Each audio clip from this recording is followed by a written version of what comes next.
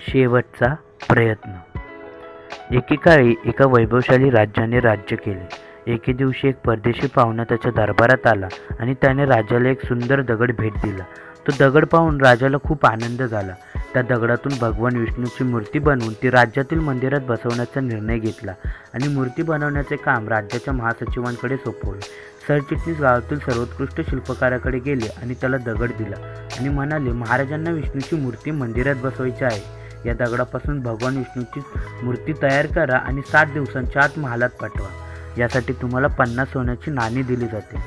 सुमारे 50 सोन्याची नाणी ऐकून शिल्पकार आनंदी झाला आणि सरचिटणीस गेल्यानंतर त्यांनी पुतळ्याच्या उभारणीचे काम सुरू करण्यासाठी आपली हत्यारं बाहेर काढली. त्याने आपल्या अवजारातून एक हातोडा घेतला आणि तो तोडण्यासाठी दगडावर मारू लागला, पण दगड तसाच राहिला. शिल्पकाराने दगडावर अनेक वेळा हातोड्याने वार केले, पण दगड फुटला नाही. 50 वेळा प्रयत्न केल्यावर शिल्पकाराने शेवटचा प्रयत्न करण्यासाठी हातोडा उचलला, पण हातोडा मारण्याआधी 50 वेळा मारल्यानंतर दगड तुटला नाही, तर आता काय तुटणार या विचाराने त्याने हात ओढला. तो दगड घेऊन सरचिटणीसांकडे गेला आणि हा दगड फोडणे अशक्य असल्याचे सांगून परतला. त्यामुळे त्यापासून भगवान विष्णूची मूर्ती बनवता येत नाही. सरचिटणीसांना प्रत्येक परिस्थितीत राजाची आज्ञा पाळायची होती. त्यामुळे त्यांनी विष्णूची मूर्ती बनवण्याचे काम गावातील एका सामान्य शिल्पकाराकडे सोपवले. शिल्पकाराने दगड घेऊन सरचिटणीस यांच्यासमोर हातोड्याने वार केल्याने दगड एका झटक्यात तुटला.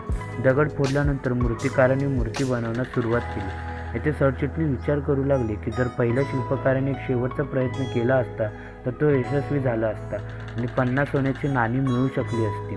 मित्रांनो, आपल्याही आयुष्यात असे प्रसंग येतात. अनेक वेळा कोणतेही काम करण्यापूर्वी किंवा कोणतीही समस्या सोडवण्यापूर्वी आपला आत्मविश्वास डळमळतो आणि आपण प्रयत्न न करता हार मानतो. बऱ्याच वेळा आपण 1 किंवा 2 प्रयत्नात अपयशी ठरलो तर आपण पुढे प्रयत्न करणे थांबवतो. तर आणखी काही प्रयत्नांनी काम पूर्ण झाले असते किंवा समस्या सुटली असण्याची शक्यता आहे. जीवनात यश मिळवायचं असेल तर वारंवार अपयशी होऊनही यश मिळेपर्यंत प्रयत्न करणे सोडू नये.